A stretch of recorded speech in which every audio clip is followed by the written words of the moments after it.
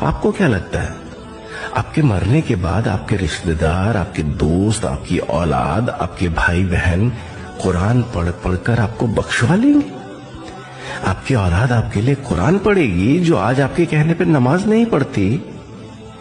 رشتہ دار آپ کے لیے دعا کریں گے جن سے آپ کی لڑائی یہیں ختم نہیں ہوتی؟ یہ دوست آپ کے لیے فاتحہ پڑھیں گے جو دین اور اسلام کی بات کرنے پر آپ کا مذاق اڑاتے ہیں؟ یہ بہن بھائی آپ کے لیے صدقہ خیرات کریں گے جو عید پر بھی نہیں ملتے؟ اے بھولے بھالے انسان، خلوص کے زمانے گزر گئے، قیامت قریب ہے، افراتفری کا دور ہے، یہاں لوگ زندوں کو بھول بیٹھے ہیں، مرنے کے بعد تجھے کون یاد رکھے گا؟ اپنی آخرت کی خود فکر کرو، اپنے لیے خود قرآن پڑھو، نماز پڑھو، اپنے ہاتھ سے خود خیرات، صدقہ اور زکوٰۃ کر کے اس فانی دنیا سے رخصت ہو۔